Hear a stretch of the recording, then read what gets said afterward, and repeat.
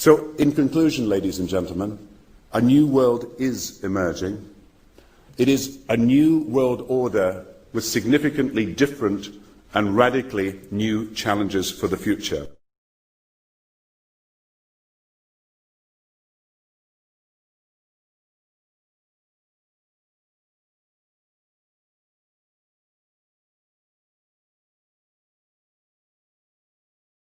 Provided material from YouTube and other sources, video-wise and material-wise, for the sake of education and information.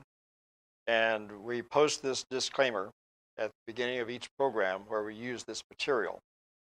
And we believe that we are covered by the the copyright law that enables us to do this. So we post this for our viewers, and especially for YouTube and Facebook and other sources that will carry this program. Hello everyone, I'm Wally Wood, and we welcome you to this edition of the Revelation File. Today we're going to divert from our teaching program into news reporting. They've come our way, a number of you have written in, and this has taken place over several years, of people wanting to know how long I've been in this particular research of the end-time Bible prophecy, especially pertaining to one world government, new world order. And so I thought what we'd do is, over the next several programs, I'm going to introduce you to my library. Now, you need to understand that my library is, at one time, numbered over 300 books. I began researching this development of a new world system as far back as the late 60s and early 70s. And when I landed my very first media job, that was my very first assignment from the newspaper that I worked for and for the radio station that I worked for, was to investigate the insiders, what I call the insiders, those who are behind the veil, and they more or less kind of control our voting system and the way our administrations go, policies, regulations, laws, things like this. So that's how far back my research goes. It's rooted in Bible prophecy for the end times, and I've simply built on that as I have been under the instruction of the Lord to do so. And he told me way back in the early 70s that he wanted me to read the world, because there I would see the fulfillment of his prophetic word for this generation. And what you heard coming into this program today was a clip of Prime Minister Gordon Brown, former Prime Minister of England, back in 2008, at the beginning of the world crisis having to do with the banking system. And he was very much a part of that. Just a few programs ago, we also shared with you the most recent of his injections into the news world, as he's calling for a temporary one world government to handle the COVID pandemic that's presently hitting the world. And I share with you now, Gordon Brown calls for a global government to tackle coronavirus. And this comes from the London Guardian, the U.S. edition, and in which he's calling for experts of the world to come together and for some of the nations to surrender their national sovereignties for the sake of mankind, so this one world, new world system could be established. The next slide shows that he calls for global government to tackle coronavirus. Excuse me. Gordon Brown has urged world leaders to create a temporary form of global government to tackle the twin medical and economic crises caused by the COVID-19 pandemic. Now, he's just one of the voices, the rising voices, addressing this very, very serious condition that the world is finding itself in. And he's probably been the most vociferous of those voices and the most credible. So what we're going to share with you today is what I call my library of books of the New World System in development. And this is just a small sample of those books. And as you look at this bookshelf, I'm going to talk over this so that you can get a feel for the kind of material that I've been collecting for the better part of 30 to 40 years. The friction-free economy, speaking of a digital economy that was coming. Now, most of these books were written back in the 1980s and 1990s. So that's how old they are. But coming across that top shelf, you see digital economy. You see the end of money. You also see the day. Let's see the day the dollar crashes. Bill Gates' book, Business at the Speed of Thought. Constance Cumby's book on a planned deception. The bottom shelf features the emerging Constitution, the new U.S. Constitution that was being drafted and designed as far back as the 70s. One world, ready or not. Next to it is one world or none.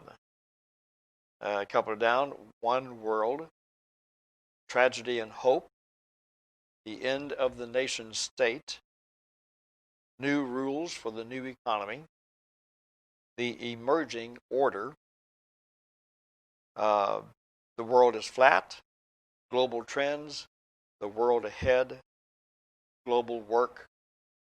These are samples of what I've been reading about for over 30 years of this new world in development. And we're going to share with you excerpts from some of these books to set the stage, because we have a lot of Christians out there who are so dismayed and so disheartened by what they're seeing in the world today.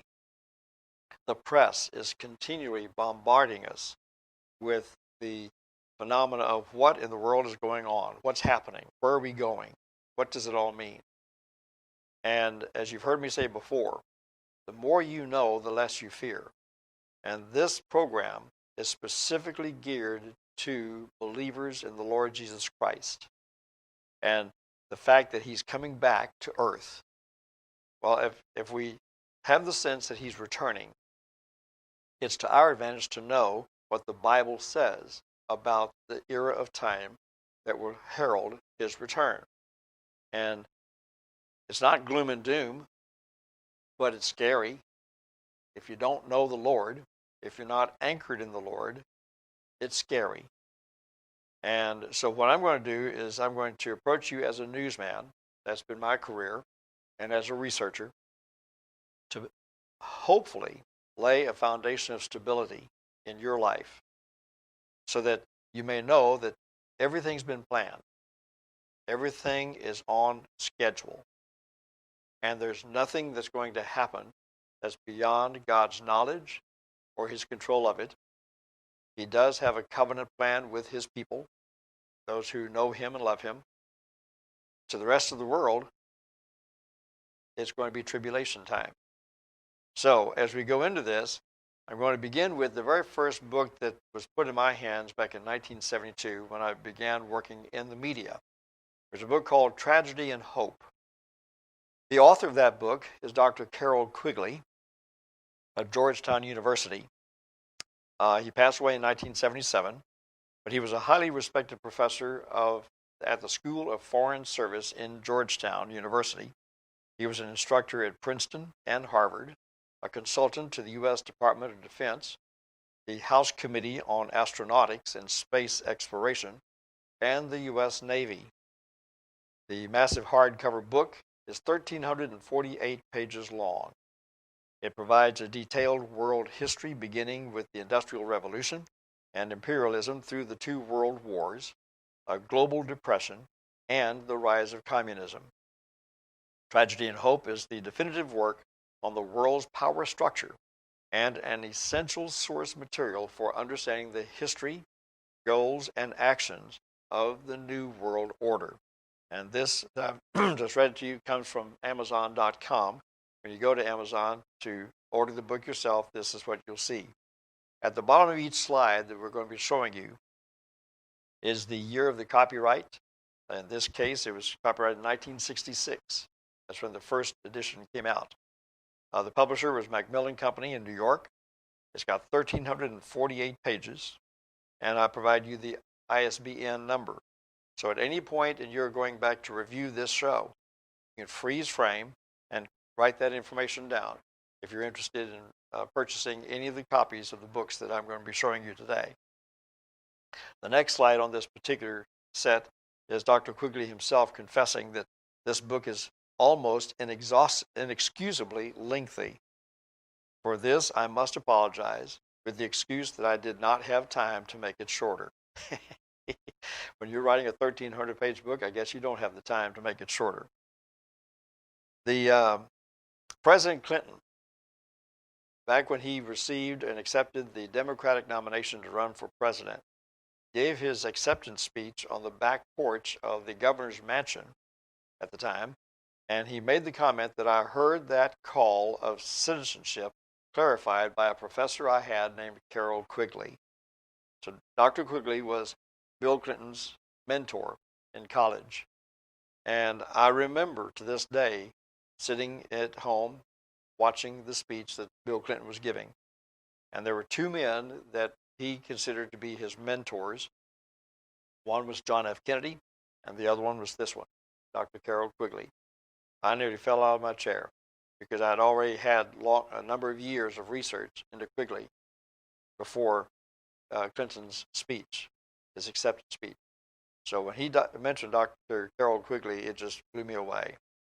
But yes, Quigley was a critical part in shaping the man who would eventually become President of the United States, William Jefferson Clinton. The next slide, taken from page 950 of the book Tragedy and Hope. Here is Dr. Quigley's confession as to why he knew or how he was able to report in this book what he did. There does exist, and has existed for a generation, an international Anglophile network which operates to some extent in the way the radical right believes the communists act. In fact, this network, which we may identify as the Round Table groups, has no aversion to cooperating with the communists or any other group, and frequently does so. I know of the operation of this network because I've studied it for 20 years and was permitted for 2 years in the early 60s to examine its papers and secret records. I have no aversion to it or to most of its aims, and have for much of my life been close to it and to many of its instruments. I have objected, both in the past and recently, to a few of their policies, but in general my chief difference of opinion is that they wish to remain unknown, and I believe their role in history is significant enough to be known. On page 866, he says, "It is increasingly clear that in the 20th century, the expert will replace the industrial tycoon in control of the economic system, even as he will replace the democratic voter in control of the political system."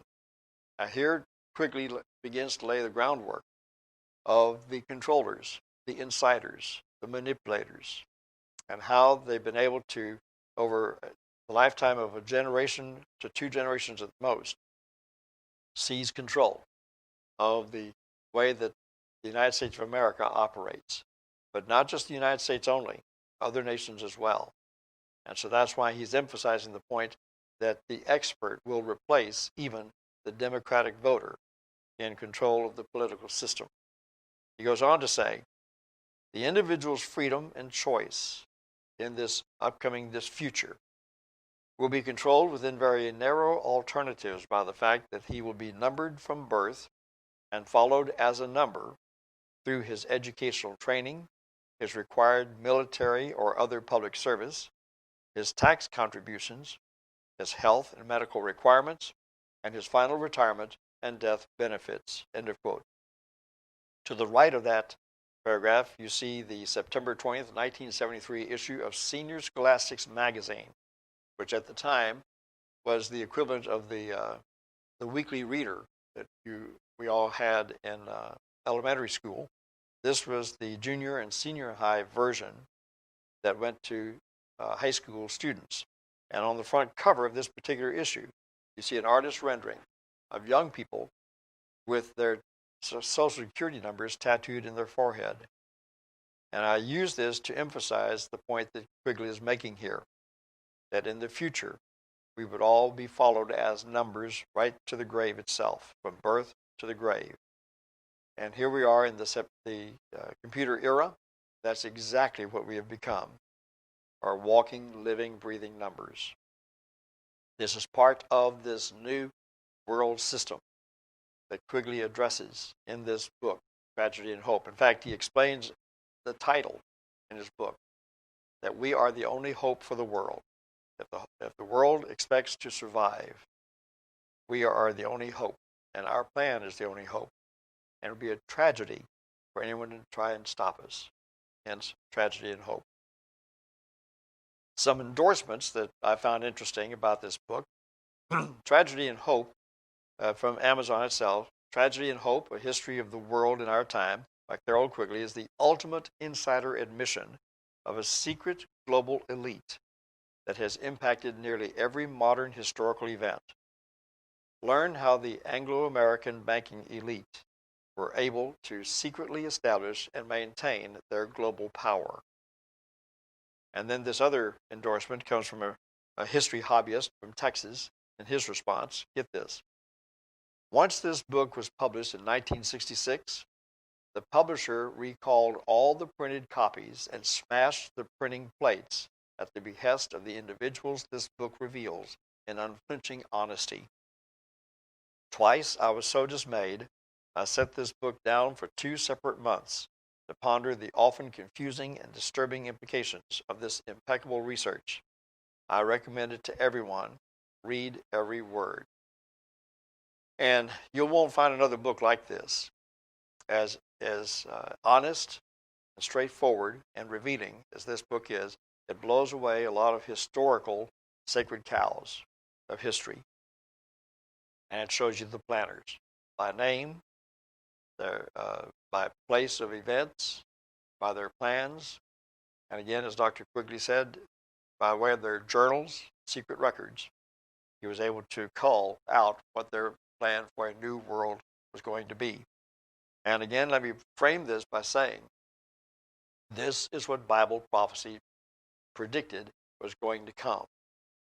That there would come a final world empire. It would be overseen by the Antichrist, but it will exist before he gets here, by way of the world leaders coming together and deciding to pool their resources together in an effort to try and bring solution to the challenges of the world that no one can give answer to. Dr. Quigley goes into the depths of the outline of this administration, if you will, of controllers. So, Tragedy and Hope, put that on your must-read list, if you can handle 1,300 pages. Elsewhere in the New World Library of books of mine is another favorite author of mine, Kenichi Ome, in one of his books, The Borderless World, Power and Strategy in the Interlinked Economy. Kenichi is a corporate strategist. He's an advisor to governments, and he's written over 100 books. And I have on the bottom of the screen samples of the books he's written.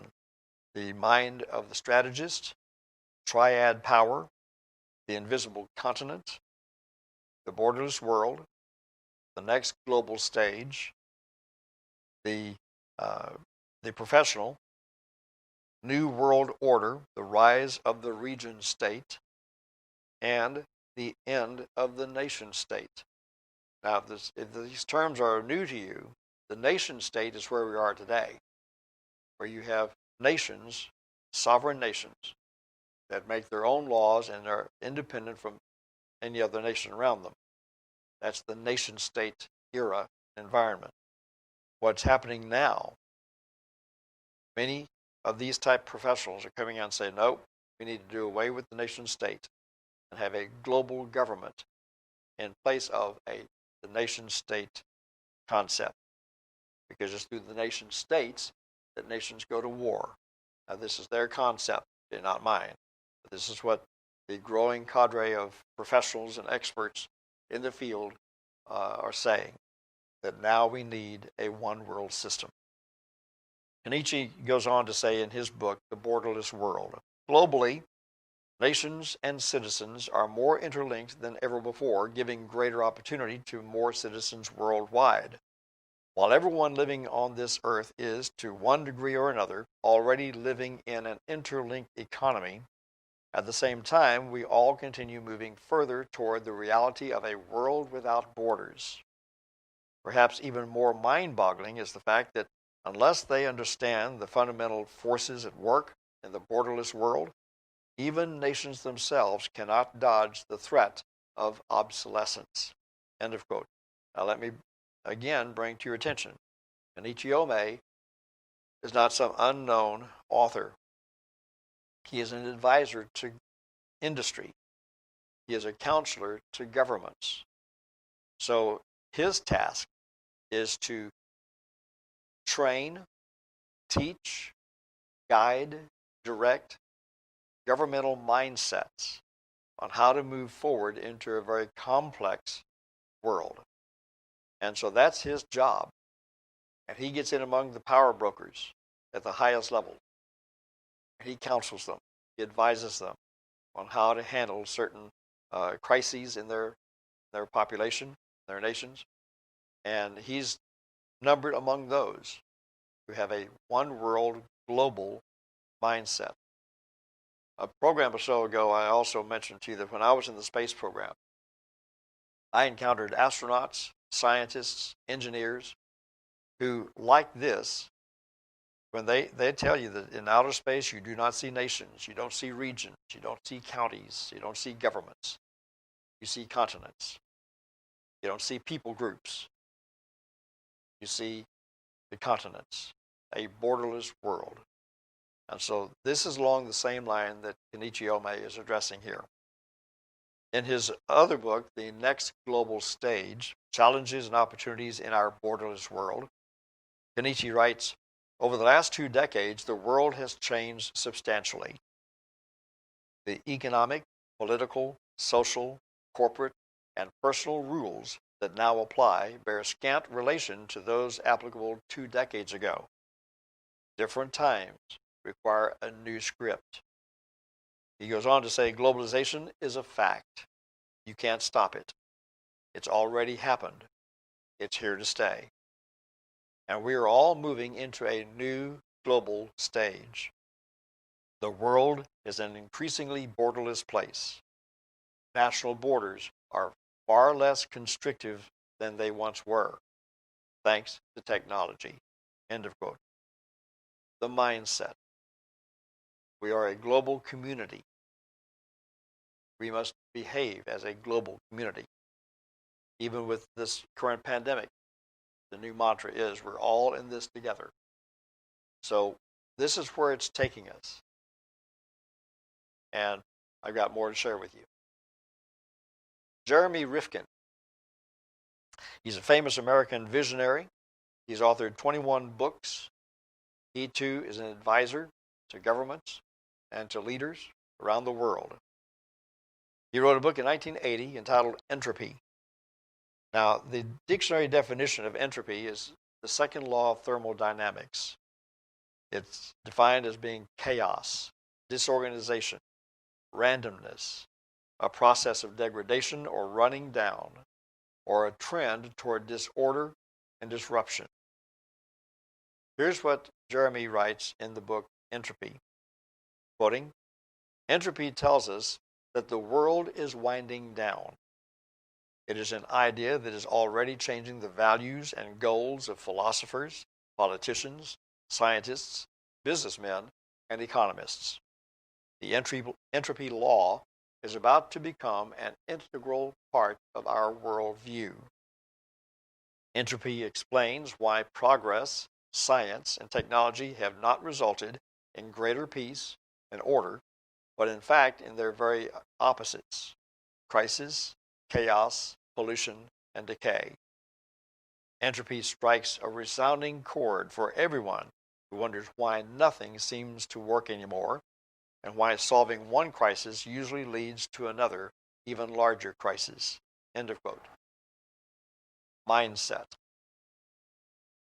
That's what I want you to hear today. Leaders, professors, authors of every kind in this nation, and especially in the Western developed world, are paying attention to this kind of globalization policy and principle, as paving the way toward an empirical reign of one man coming forth to rule the world from one single location. The next slide shows Hans J. Morgenthau, who passed away in 1980. He was a German-born American political scientist and historian, noted as a leading analyst of the role of power in international politics. And this comes from the Encyclopedia Britannica. There are samples of his books below the screen. And this was another one of the early books in my library that that pointed me more in the direction of the mindset of establishing a new world system, a one world system, by way of Hans Morgenthau's writings. He goes on to say in his book, there is no shirking the conclusion that international peace cannot be permanent without a world state, and that a world state cannot be established under the present moral, social, and political conditions of the world.